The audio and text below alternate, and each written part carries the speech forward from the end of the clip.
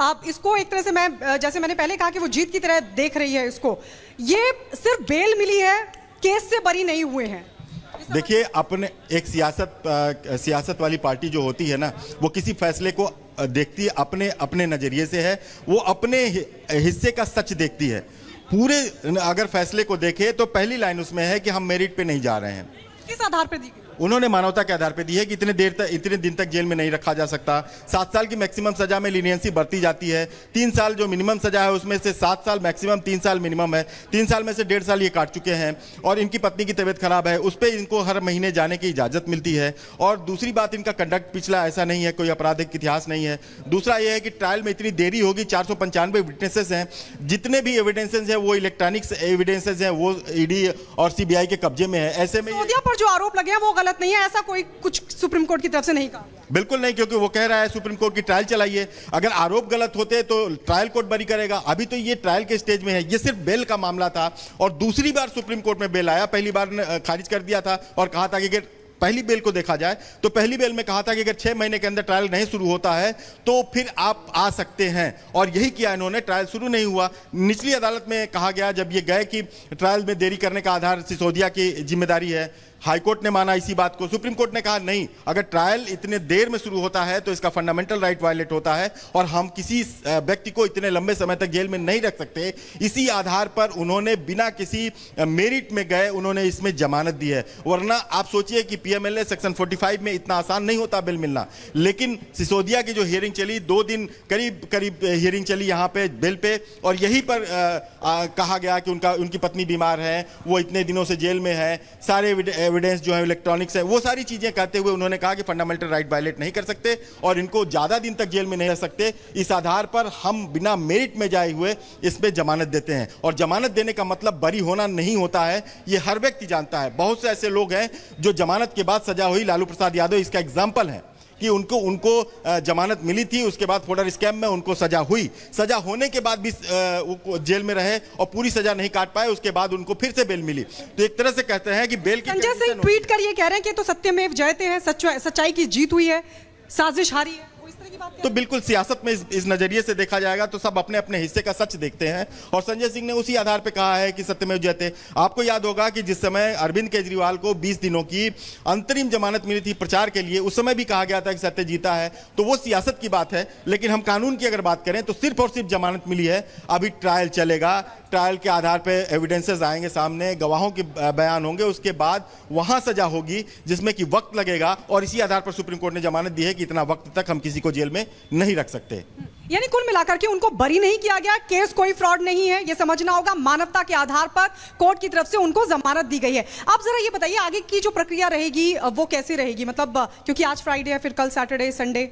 देखिए, यहाँ का जो फैसला आया है उसकी ऑर्डर की कॉपी इनके वकील को मिलेगी। इनके वकील उसको ले जाकर ट्रायल कोर्ट में यानी राउज एवेन्यू कोर्ट में जज कावेरी बवेजा की कोर्ट में रखेंगे। वहाँ से एक रिलीज का ऑर्डर बनेगा, वो जाएगा इनका तिहाड़ जेल और तिहाड़ जेल उस रिलीज के ऑर्डर के बाद इन्हें रिलीज करेगा। तो अगर आज ऑर्डर मिल जाता है तो आज शाम तक उनकी रिहाई हो जाएगी, जेल से निकल जाएंगे।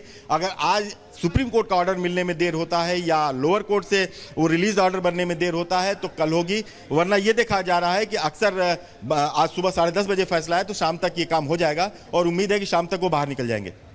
अच्छा, अब क्योंकि ये तो सुप्रीम कोर्ट सर्वोच्च अदालत है, सर्वोच्च अदालत की तरफ से बेल मिली है मनीष सिसोदिया को, ईडी और सीबीआई का रुख अंदर क्या रहा और क्या कोई ऑप्शन उनके पास है अगर वो इसके खिलाफ अपील करना चाहें तो? रिव्यू फाइल कर सकते हैं, लेकिन उसका कोई मतलब नहीं है क्योंकि कोर्ट ने ये साफ तौर पे कहा है कि हम इनको मेरिट पे न जाते हुए मानवता के आधार पे बेल दे रहे हैं, इनका राइट प्रभावित हो रहा है।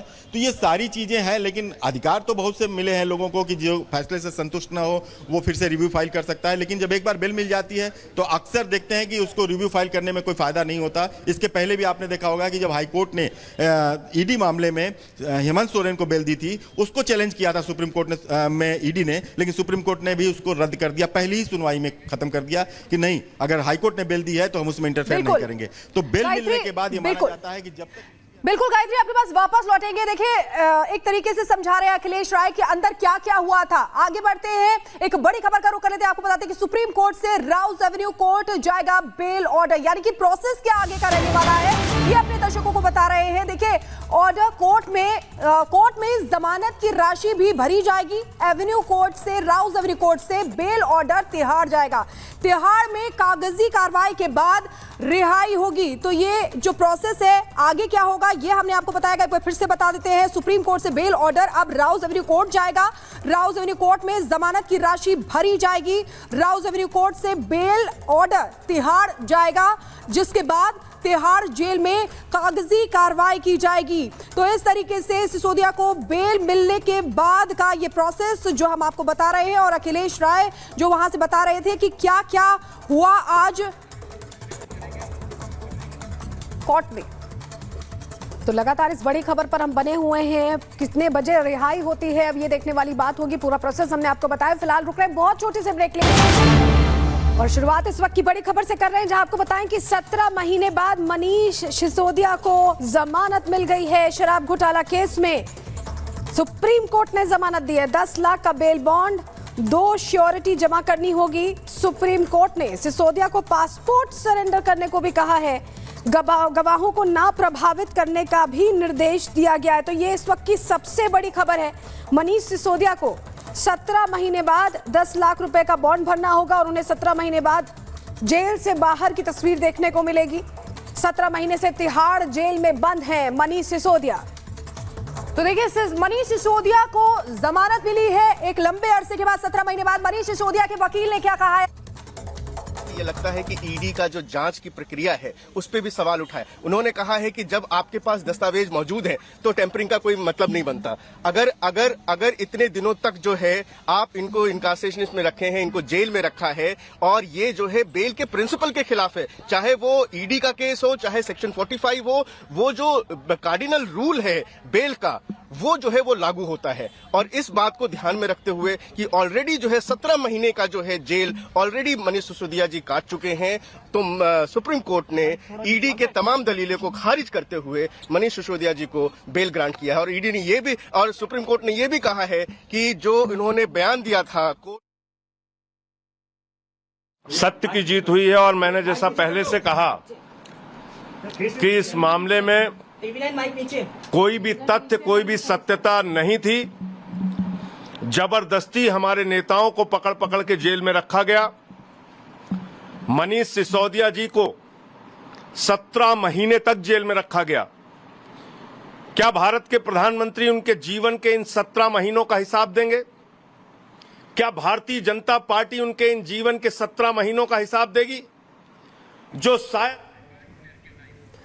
और हमारे साथ हमारी सहयोगी गायत्री जुड़ रही है सीधे, उनके साथ अखिलेश भी हमारे वरिष्ठ सहयोगी मौजूद है। गायत्री, अब 17 महीने बाद आखिरकार संजय सिंह मनीष सिसोदिया बाहर निकल रहे हैं, माफ कीजिएगा। तो अभी वहां पर क्या कुछ चल रहा है, कितने बजे निकलेंगे? क्योंकि आज शुक्रवार है, तो क्या आज ही हो पाएगा ये जो पूरा प्रोसीजर अगर फॉलो करे तो?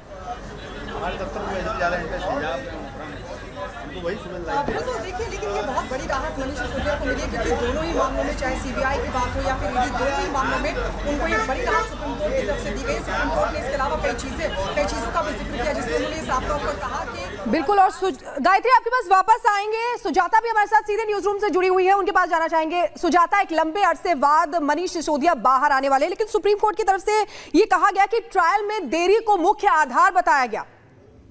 देखिए, और कहा जाता है कि बेल कोई एक्सेप्शन नहीं है, बल्कि ये एक नियम है, और वो नियम जो है वो 17